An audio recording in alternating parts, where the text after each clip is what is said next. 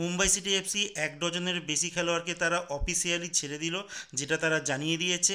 আর East Bengal team management তারা 2জন পুরনো খেলোয়াড়ের সঙ্গে কন্ট্যাক্ট এক্সটেন্ড করে নিয়েছে।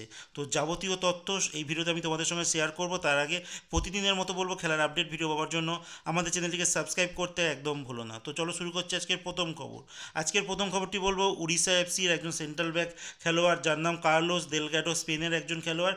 এই খেলোয়াড়টির সঙ্গে উড়িষ্যা টিম কন্ট্যাক্ট এক্সটেন্ড করে নিয়েছে। আর আরেকজন খেলোয়াড় ছিল তাদের ডিফেন্সের পজিশনে, মুরতলা ফল, তার সঙ্গে কিন্তু কোনো কন্ট্যাক্ট এক্সটেন্ড করছে না। তো সম্ভবত একজন খেলোয়াড়কেই রেখে দিচ্ছে, আর একটা সেন্ট্রাল ব্যাকের খেলোয়াড়কে হয়তো তারা সই করাবে, বাট এখনও অবধি নাম চূড়ান্ত হয়নি। আর বলে রাখি, উড়িষ্যা এফসি কিন্তু টিমটার মধ্যে খুব একটা বেশি রদবদল করছে না, তারা সেট টিম খেলানোর চেষ্টা করছে। একজন দুজন খেলোয়াড় হয়তো বেরিয়ে গেছে, আর তারা একজন দুজন আরও খেলোয়াড়কেও নেবে। আর বলে রাখি, তাদের স্ট্রাইকিং লাইন আপও মোটামুটি পুরনো যা ছিল ওমনই থাকার কথা, খুব বেশি চেঞ্জ হচ্ছে না। এবার বলবো মুম্বাই সিটি এফসির কথা, তারা কোন কোন খেলোয়াড়কে ছাড়লো। তো বলে রাখি, তারা জ্যাকুব ভোলতাজ, যেই খেলোয়াড়টি মাঝ মরশুমে এসেছিল, মানে মাঝপথে, তাকে ছেড়ে দিয়েছে। গুরকিরাত সিংকে ছেড়ে দিয়েছে, যিনি চেন্নাইতে চলে গেছে। মোহাম্মদ নওয়াজকে ছেড়ে দিয়েছে, চেন্নাইতে গেছে। ভাস্কর রয়কে ছেড়ে দিয়েছে। রাউলিন বর্জেসকে ছেড়ে দিয়েছে। তন্দম্বা সিংকে ছেড়ে দিয়েছে।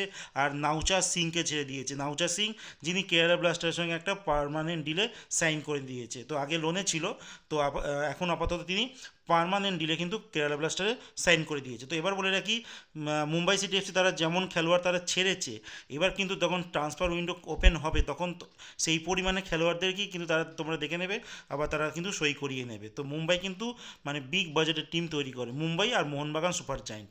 তো এবার বলবো চেন্নাই টিমের কথা, চেন্নাই এফসি। তো তারা কিন্তু তাদের একজন বিদেশি খেলোয়াড়, যিনি লাস্ট ইয়ার খেলেছিলেন, সেই খেলোয়াড়টির নাম হচ্ছে কর্নার সিল্ড, তার সঙ্গে কিন্তু কন্ট্যাক্ট এক্সটেন্ড করে নিয়েছে। তো সম্ভবত জর্ডান মার্কে তো দেখিয়েছিলে, যে তোমাদের একটা আগের ভিডিওতে জানিয়েছিলাম যে তাকে ছেড়ে দিয়েছে, বাট কর্নার সিলের সঙ্গে কিন্তু তারা কন্ট্যাক্ট এক্সটেন্ড করে নিয়েছে। হয়তো তার পারফরমেন্স লাস্ট ইয়ার ভালো ছিল, আর সঙ্গে তার এজটাও একটা ফ্যাক্টর, এজটা একটু কম আছে। এবার বলবো ইস্ট বেঙ্গলের কথা। ইস্ট বেঙ্গল টিম তাদের 2জন খেলোয়াড়ের সঙ্গে কন্ট্যাক্ট এক্সটেন্ড করে নিয়েছে। একজন হচ্ছে মোহাম্মদ রাকিব, যার পারফরমেন্স লাস্ট ইয়ার মোটের উপরে ভালোও বলতে পারো, খারাপও বলতে পারো, তো মোটামুটি ঠিকঠাকই দিয়েছিল। তো তার পজিশনে তিনি যা খেলেছেন, তো খারাপ মোটামুটি বলা যায় না। তো সেই খেলোয়াড়টিকে কিন্তু সাইন করে নিয়েছে east Bengal team, contact extend করে নিয়েছে। আরেকজন খেলোয়াড় হচ্ছে নিশু কুমার। যখন ব্যাঙ্গালোর এফসিতে কার্লোস কোয়াদ্রাদ যখন কোচ ছিলেন, নিশু কুমার তার আন্ডারে খেলতো, তার কিন্তু একটা প্রিয় ছাত্র। তো লোনে এসেছিল কেরালা ব্লাস্টার থেকে ইস্ট বেঙ্গলে, তো লোন ডিল শেষ হয়ে গেছে। তো যেটা আগেরবারই ধরা হচ্ছিল যে তাকে লোন ডিলে নিয়ে আসবে, শেষ হয়ে গেলে লোন ডিল, তারপর তাকে পার্মানেন্ট ডিলে সাইন করিয়ে নেবে। তো সেইটাই হলো, পার্মানেন্ট ডিলে কিন্তু এই নিশু কুমারকে ইস্ট বেঙ্গল টিম সাইন করে নিয়েছে। এবার দেখা যাক, যখন ট্রান্সফার উইন্ডো ওপেন হবে তখন নতুন নতুন কোন কোন খেলোয়াড়কে তারা ডোমেস্টিক জায়গায় মানে লেভেল থেকে তারা সাইন করায়, তো তাদের নামগুলো একটা একটা করে ঘোষণা করে দেওয়া হবে। তো আপাতত নিশু কুমার ইস্ট বেঙ্গলে আরও 2 বছরের কন্ট্রাক্টে সই করে দিয়েছে।